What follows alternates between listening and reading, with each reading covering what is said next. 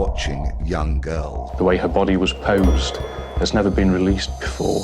The pain from that night. Don't care. He'll have to kill me first. We know he's in prison. He's not going to get out alive. No, not me. In a world where justice is often confined to the boundaries of the law, there are rare moments when the line between right and wrong blurs, and an individual takes matters into their own hands. Such was the case with Marianne Bachmeier, a woman whose life was shattered by an unspeakable act of violence. But what drove her to seek revenge? What depths of despair and determination lie within her story? In this video, we will delve into the heart-wrenching story of Marianne to the end. Born into a tumultuous upbringing, with a clash between devout faith and a father burdened by his past unfolded, Marianne's earlier years were fraught with challenges.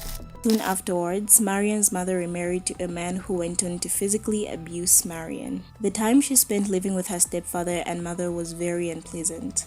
At a tender age of 16, Marianne found herself grappling with an unexpected pregnancy. Abandoned by her deeply religious mother and burdened by a father's haunted history as a Nazi soldier with a troubled relationship with alcohol, she faced an unimaginable crossroad. With a heavy heart, Marianne was cast out of her own home, left to confront a world that seemed devoid of hope. Homeless, unemployed, and ill-prepared to shoulder the immense responsibility of motherhood, Marianne made an agonizing decision. She relinquished her firstborn child to adoption. At the age of 18, she faced another heart-wrenching choice, giving up her second baby for adoption. The echoes of sorrow reverberated through her life. But amidst the trials and tribulations, a flicker of hope emerged. At the age of 23, Marianne found herself with a child once more.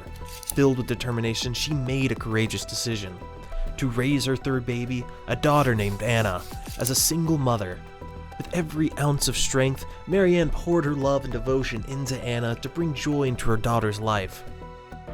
There was no light in Marianne's existence, but when she turned 23, Anna appeared in her life, the daughter she decided to raise as a single mother, no matter what that implied at the time. Tragically, Marianne's world was shattered when, just 7 years later, a devastating act of violence tore Anna away from her embrace. A cruel twist of fate, Marianne had to grapple with the unimaginable loss of her precious daughter, a loss that would propel her into a battle for justice that would captivate the nation. That was a fateful day in 1980, when a heartbreaking tragedy unfolded, forever altering the lives of those involved. It all started with a simple disagreement between Anna, a spirited 7-year-old, and her mother. Choosing to take a break from school, Anna decided to visit a friend who lived nearby, unaware of the harrowing fate that awaited her. On her way, Anna encountered Klaus Grabowski, a 35-year-old butcher with a chilling secret. Under the pretense of inviting her to play with his cats, Klaus lured Anna into his apartment. Little did she know that the innocence of this interaction would soon be shattered. For several agonizing hours, Anna was held captive, subjected to unspeakable acts of molestation, until Klaus, driven by his sadistic urges, ended her young life, using a pair of pantyhose that belonged to his fiancée, who invited her to his house to spend time with his cats. That was enough for the girl to decide to lie to her mother and set off for the place where all her dreams would end. The shockwaves of this heinous crime reverberated swiftly. Klaus's fiancée, confronted by the gruesome truth, courageously reached out to the police, sharing the horrifying details of her husband-to-be's monstrous act. She disclosed that he callously buried the lifeless body of a little girl inside a cardboard box, concealing her in a shallow grave near a canal. Law enforcement wasted no time in apprehending Klaus, ensuring that justice would be served for the innocent life he had mercilessly taken. Unveiling a dark and disturbing history, it was revealed that Klaus had been a convicted sex offender not once but twice before. In 1973, he had received probation for the strangulation of a 6-year-old girl, while later he had subjected 2 9-year-old children to sexual abuse. Rather than facing appropriate punishment behind bars, Klaus had been given the opportunity of voluntary castration, a consequence meant to curb his deviant tendencies.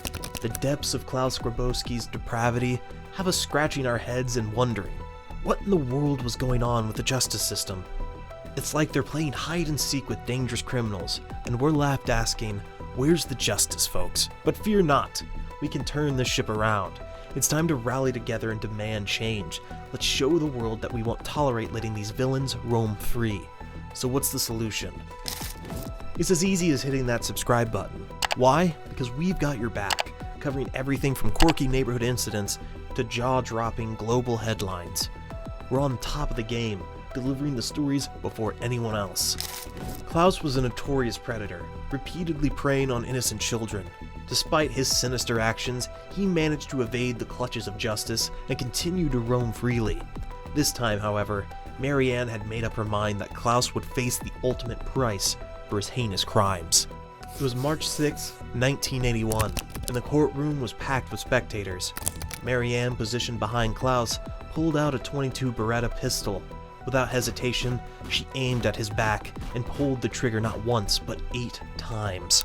The room was filled with the sound of gunshots, and Klaus fell lifeless, instantly succumbing to the fatal wounds. It was only the 3rd day of his murder trial. In the aftermath of the killing, Marianne locked eyes with the judge, her resolve unbroken. She openly admitted her intention, saying, "I wanted to shoot him in the face. I hope he's dead." When asked to provide a statement, the grieving mother penned the words, "I did it for you, Anna," alongside 7 hearts. A heart-rending tribute to her daughter, each heart symbolizing a year of Anna's short life. The suffering she had to go through before leaving this world. And that was how, without anyone knowing, she got a Beretta M1934 pistol.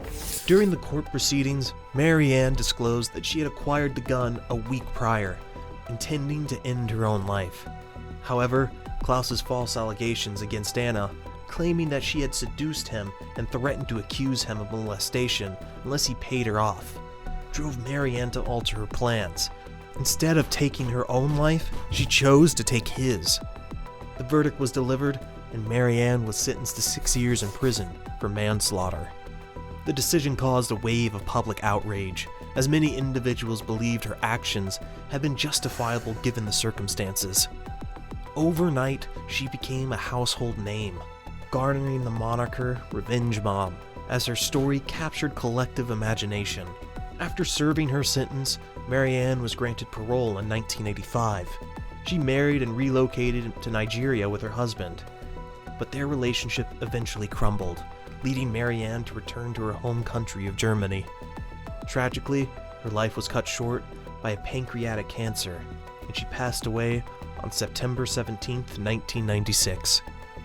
In a poignant final act, she was laid to rest in the same grave as her beloved daughter, Anna, their spirits forever entwined. Instances like Marianne's aren't just rare occurrences. They happen more often than your favorite TV show reruns. These stories remind us to wake up, smell the coffee, and take action to support victims and their families. If you want to keep up with the latest heart-wrenching tales, don't forget to subscribe to our channel. We've got a treasure trove of information, stories, and mind-blowing insights that'll make you say, whoa. Now, it's your time to show some love by giving this video a thumbs up. Your likes fuel our passion for sharing these captivating narratives with you.